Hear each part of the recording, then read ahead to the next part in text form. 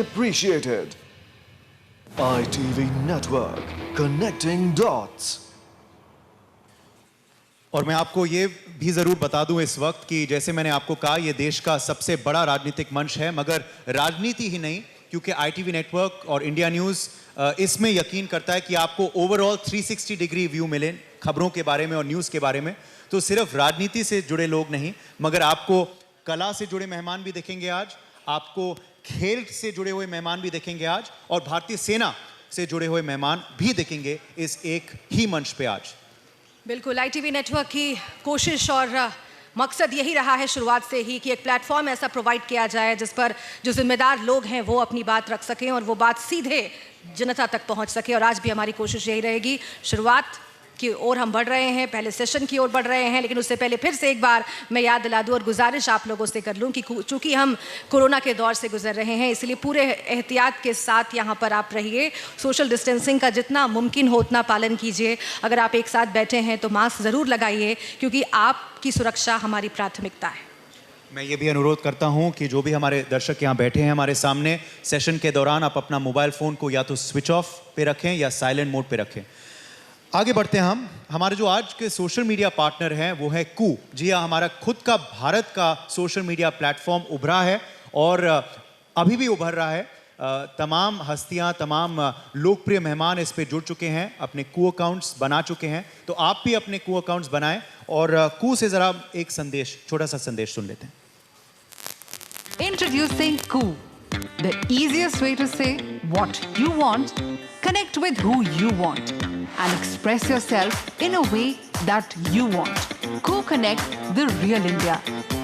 A lively social media platform that gives the real India a voice.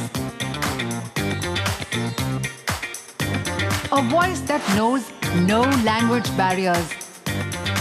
A voice that celebrates diversity. Creativity, the quirks, life, and all things bright. Koo celebrates you. So nothing can stop you from expressing yourself and making your voice heard by millions. A platform that connects you with the ones like you. The ones you like and admire the most, and the things that you love. Be it cricket, entertainment, politics, spirituality, or poetry. We are home to millions of voices in India and abroad. Made by India, for you, for the world, for the India in you. We are Koo. बहुत बहुत शुक्रिया। अब यहाँ पर मौजूद मेहमानों को मैं फिर से एक बार याद दिला दूं कि हमारा पहला सेशन जिसकी ओर अब हम बढ़ रहे हैं वो भारतीय सेना से ताल्लुक़ रखता है। और भारतीय सेना की जब भी बात आती है तो हमारे देश का एक एक नागरिक आम से लेकर ख़ास तक गर्व से भर जाता है। भारतीय सेना का इतिहास शौर्य का रहा है, हमारा इतिहास जीत का रहा है, फतह का रहा है। और उसी जीत को, उसी फतह को आज फिर से एक बार याद करने की बारी है, क्योंकि आज 16 दिसंबर है और आज याद कीजिए कई मौक़ों पर हिंदुस्तान ने पाकिस्तान को परास्त किया है और वैसा ही मौका आज भी है। बांग्लादेश के उदय का, जन्म का मौका, और आज के दिन को बांग्लादेश और हिंदुस्तान दोनों ही विजय दिवस के तौर पर मनाते हैं। और इसीलिए आज जब हम अपने पहले सत्र की शुरुआत करने वाले हैं, उसकी घोषणा करने वाले हैं, तो हमें बहुत गर्व की अनुभूति हो रही है, क्योंकि यहाँ पर कई ऐसे सैनिक मौजूद हैं जिन्होंने देश के नाम अपनी ज़िंदगी दी है और खूब कुर्बानियाँ दी हैं। उन्हीं से हम बातचीत करेंगे। हमारे पहले सेशन का नाम है कितने रण में हिंदुस्तान। जी हाँ, हम अपने शौर्य को ज़रूर याद करेंगे इस दिन पे, मगर हम अपने late and country's first CDS general Bipin Rawat को भी याद करेंगे। जी हाँ, हमारा पहला जो सेशन है वो एक श्रद्धांजलि है। It's a tribute to CDS General Bipin Rawat, and for this we have a very special panel with us today. जी हाँ, मैं सबसे दरख्वास्त करूंगा कि उनको जोरदार तालियों के संग स्वागत करें। Let me quickly call on stage General JJ Singh हमारे संग उपस्थित हैं। पूर्व राज्यपाल अरुणाचल प्रदेश के रह चुके हैं। He's also former army chief. I request you to come on stage, General JJ Singh. Lieutenant General Pannu भी हमारे संग आज हैं। Former Deputy Chief IDS Air Marshal Anil Chopra, defence analyst, ये भी मौजूद हैं आज हमारे संग। और इस सेशन का संचालन करेंगे न्यूज एक्स चैनल के मैनेजिंग एडिटर ऋषभ गुलाटी। जोरदार तालियां हमारे मेहमानों के लिए। हमारा जो पहला सेशन है वो शुरू करने के लिए मैं ऋषभ जी को हैंड ओवर करता हूं मंच। उदय, थैंक यू, धन्यवाद। और आप सबको इंडिया न्यूज मंच के इस कॉन्क्लेव में स्वागत, वेलकम। अगले 12 घंटे में हमारे पास इस मंच पे, इस स्टेज पे 40 हस्तियां, मंत्री, सांसद, विधायक जुड़ेंगे। ये इस साल का सबसे बड़ा कॉन्क्लेव होने वाला है, तो करीबन मान के चलिए कि आप पूरे दिन अब हमारे साथ हैं। शुरुआत हम एक बहुत ही महत्वपूर्ण सब्जेक्ट से शुरू कर रहे हैं। आज के दिन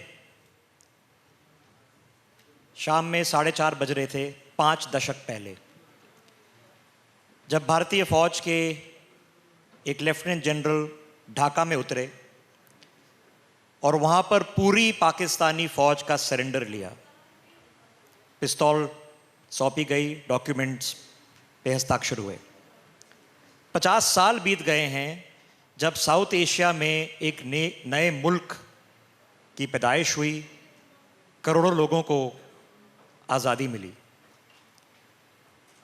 इस मुश्किल दौर में जब हम पूरी दुनिया में बदलती चीज़ों को समझने में और उनको सुलझाने में मशक्क़त कर रहे हैं, हमारे इस छोटे से क्षेत्र में जिसमें इतने सारे लोग रहते हैं, हमने देखा है कि पिछले 2 सालों में, 3 सालों में क्या क्या हुआ है। 50 साल पहले 4000 भारतीय सैनिकों ने बलिदानी दी थी। उस 50 साल में क्या बदला है? हमारा चर्चा का विषय, कितने रण में है Hindustan, how many Wars is India in. चर्चा शुरू करते हैं। हमारे पैनलिस्ट की इंट्रोडक्शन हो चुके हैं, तो जनरल सिंह, आपसे अगर मैं शुरुआत करूं। जनरल साहब, 1964 में आपने आर्मी का करियर शुरुआत करा। 1 साल बाद पहली वॉर हुई, 71 में एक और वॉर हुई। क्या याद है आपको 71 के बारे में से? ऋषभ, सबसे पहले मैं आपका धन्यवाद करना चाहता हूं कि आपने मुझे इस महत्वपूर्ण अवसर पर इस स्वर्ण जयंती हमारी 71 वॉर की जो है उसके लिए मुझे इधर निमंत्रण किया कि आप आइए, तो मैं आपको धन्यवाद करना चाहता हूं। दूसरा, आज का दिन हमारे देश के लिए एक बहुत खुशी का दिन है। हम उस युद्ध की याद करेंगे, उसमें जो हमारे शूरवीर योद्धे जिन्होंने देश के लिए जान की कुर्बानी की, उनको श्रद्धांजलि देंगे।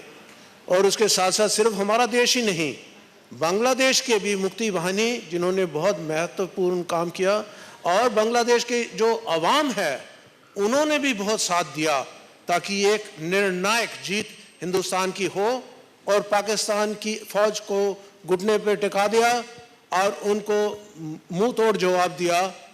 और उनके 93,000 कैदी, प्रिजनर्स ऑफ वॉर हमारे हाथ में थे। तो कहने का मतलब ये है कि हमारे इतिहास में और दुनिया के इतिहास में सेकेंड वर्ल्ड वॉर के बाद, दूसरे महायुद्ध के बाद ऐसी निर्णायक जीत कहीं देखी नहीं गई।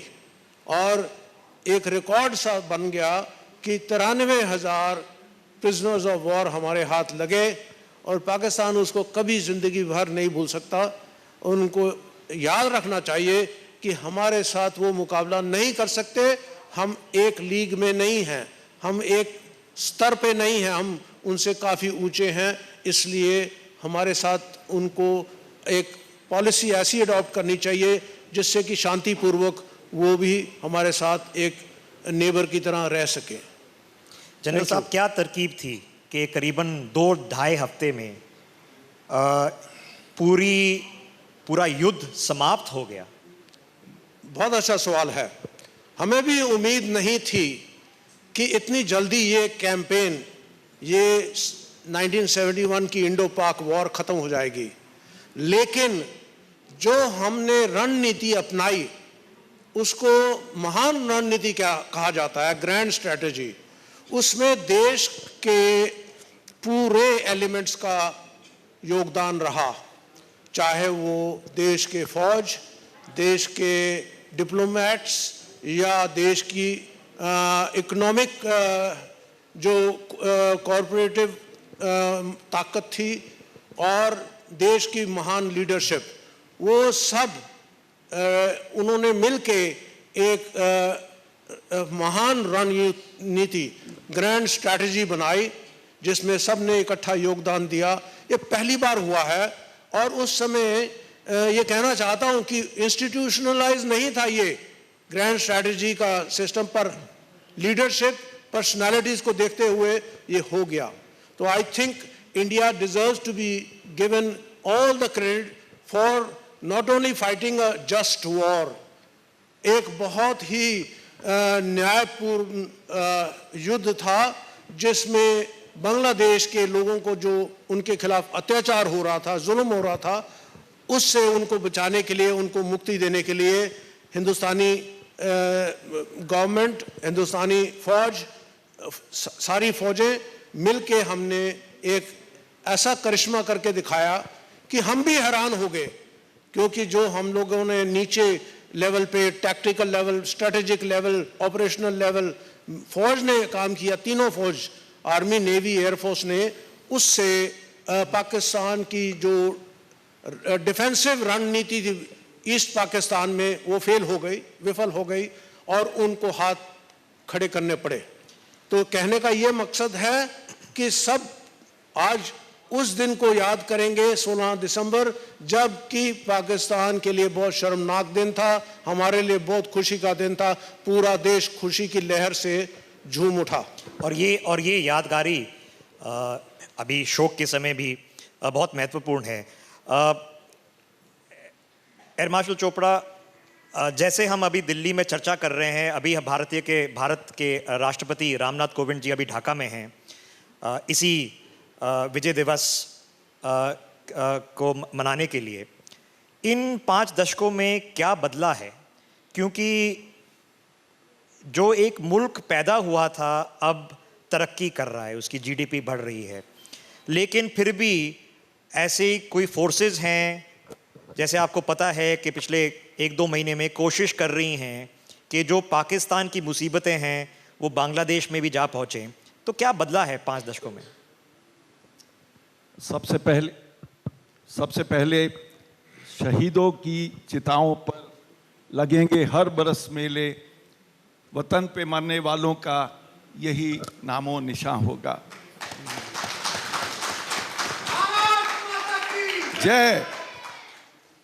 I want to tell you that the flag of the nation flutters not because of the wind, but flutters from the breath of the last standing soldier.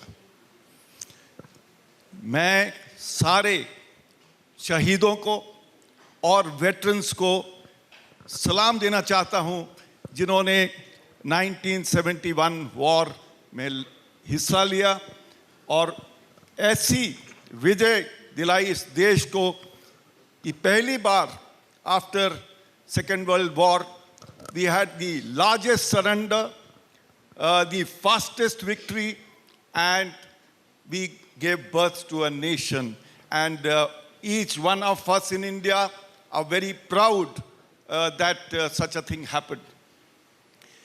जैसे आपने कहा, जनरल साहब ने बताया कि तीनों फौजों का बहुत सहयोग था, बहुत मिलके उन्होंने लड़ाई की।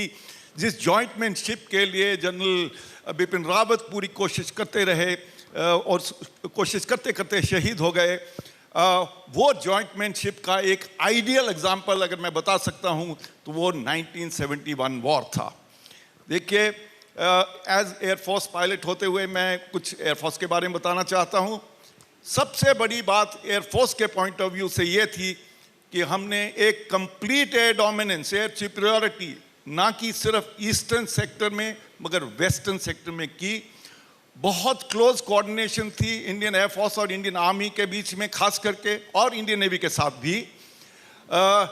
Because of their total air dominance, it was possible for Indian Army to run a blitzkrieg campaign covering एक ऐसा देश बांग्लादेश जिसमें बहुत सारे रिवर्स हैं, उन रिवर्स को क्रॉस करना था। और जॉइंटली हमने 13 दिन के अंदर ढाका में पहुंच गए। दो बहुत बड़े ऑपरेशंस हुए ईस्ट के अंदर, जो जॉइंट ऑपरेशंस थे। एक था तेंगाइल एयर ड्रॉप और एक थी मेघना रिवर क्रॉसिंग। मेघना रिवर आप जानते हैं एक बहुत बड़ा रिवर है बांग्लादेश के अंदर, और उस रिवर को क्रॉस करने के लिए इंडियन आर्मी के लिए बहुत मेहनत करनी पड़नी थी, क्योंकि दुश्मन की फौज की एक पूरी डिवीजन मेघना रिवर के परली तरफ पे बैठी थी। इंडियन एयरफोर्स के हेलीकॉप्टर्स ने एक पूरी ब्रिगेड को उठा के उन आर्मी के लोगों के पीछे उतार दिया। इस जॉइंट ऑपरेशन के कारण वो सारी की सारी डिवीजन कट ऑफ हो गई। उसके 3 दिन बाद एक तेंगाइल एयर ड्रॉप हुआ। 50 जहाज इंडियन एयरफोर्स के इस्तेमाल किए गए, और पूरी बटालियन एक पैराज की इंडियन आर्मी की वो ड्रॉप कर दी गई ढाका से 15 किलोमीटर नॉर्थ।